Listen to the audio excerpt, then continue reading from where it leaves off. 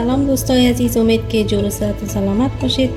بازم خوش آمدین به یکی دیگر از برنامه آشپزی ما. امروز یک شوله شیرین یا شوله زرد آماده می سازم. امید که شما هم تا آخر ویدیو بیننده باشید.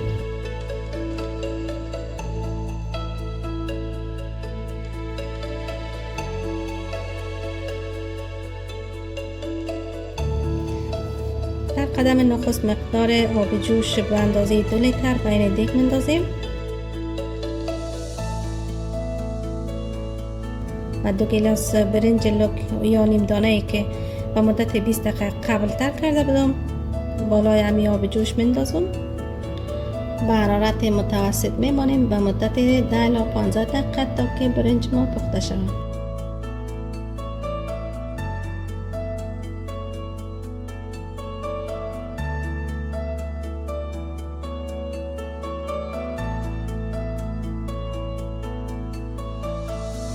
یک ملاقه خرد روغن بالایش اضافه میکنم که به اندازه 3 قاشق غذاخوری میشه.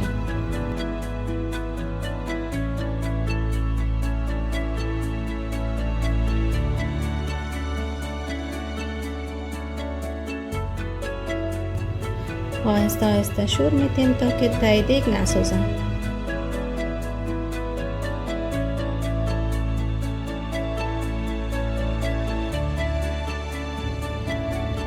اگر برنج درست پخته نشده بود میتونین که یک مقدار آب دیگر هم بالایش اضافه کنید تا پخته شود.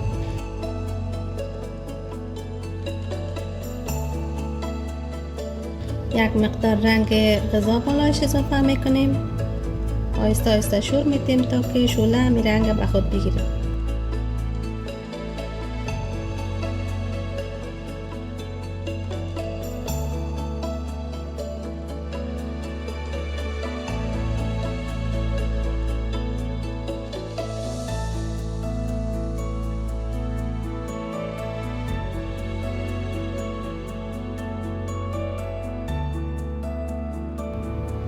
بعد از مدت 2-3 دقیقه 3 گیلاس شکر بالایش اضافه میکنیم. اگر شما دوست داشتین که شیرینیش بیشتر باشد 1 گیلاس دیگه هم شکر اضافه کنید.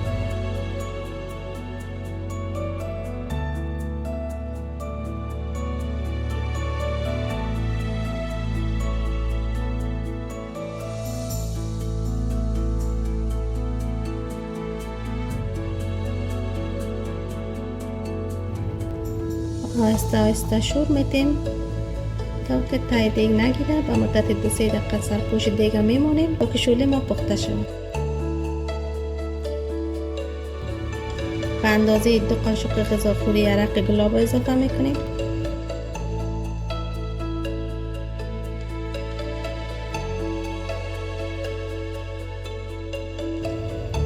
به اندازه نیم گیلاس هم خلال بادام میانداختم. شما میتونید که از خلال پستان استفاده کنید. به اندازه 1 قاشق غذاخوری پودر ایل اضافه کردم.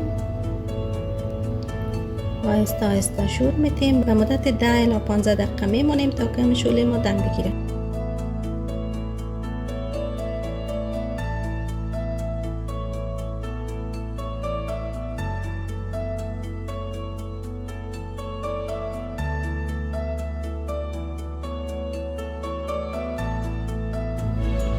حالا شوله شیرین خوشمزه ما پخته شد. در یک ظرف میکشیم و تزیین میکنیم.